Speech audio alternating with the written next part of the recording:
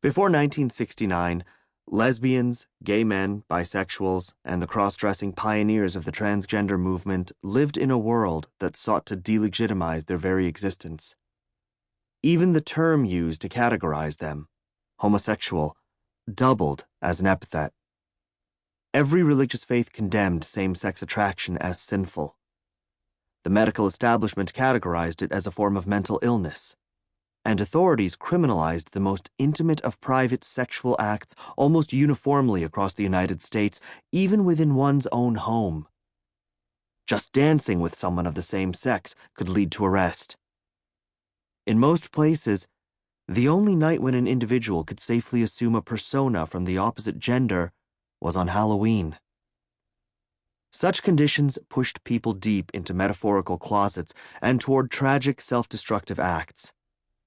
Oppress people long enough, though, and they may refuse to stay confined. In 1969, those shuttered closet doors burst open during a police raid on a hot June night at the Stonewall Inn, a gay bar in New York City. The raid ignited days of street protests that helped to draw gay people out of isolation and push them toward an affirming sense of community.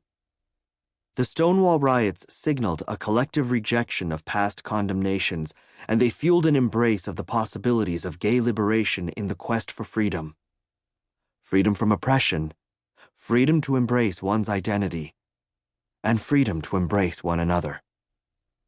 The various strands of what would become the LGBTQ community explored these freedoms in unique ways. Lesbians found strength in a sisterhood of solidarity, whether as couples or as part of the women's liberation fight against the culture's male-dominated power structure. The era's butch lesbians and male transvestites defied the biologically aligned cisgender norms of identity and paved the way for the transgender movement that would follow. Many gay men joined their lesbian, bisexual, and trans allies in an ongoing fight for increased civil and legal rights. A good number of them also pursued trails of personal liberation that often came down to one thing: sex. Uninhibited, unrestrained sex. All of those loves that dare not speak their names, all of those forbidden sex acts, recalled Roger McFarlane, were free for the taking, in places like New York City, as he discovered after moving there from rural Alabama.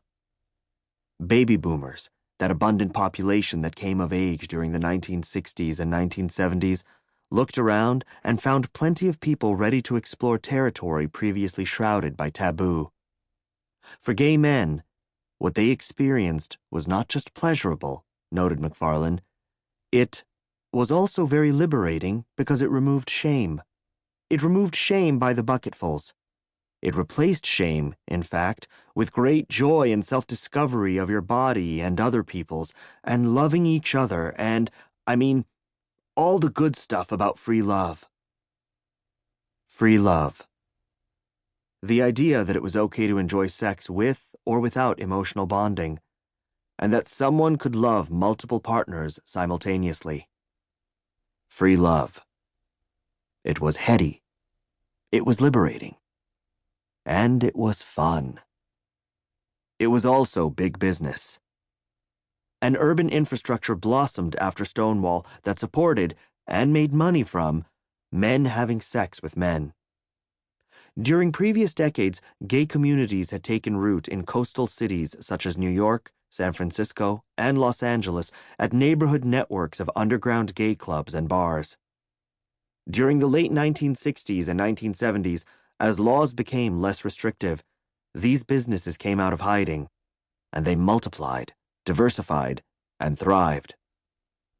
There were bars that catered to particular fetishes and attires, clubs where dancing prevailed, places with darkened back rooms, and always, everywhere, the temptation to hook up for sex. Gay men cruised weightlifting gyms. They visited informal meetup spots such as the abandoned piers and warehouses of Lower Manhattan in New York City. Even during an era where gay people generally remained closeted around coworkers and family, the networks existed for finding like-minded friendship and more.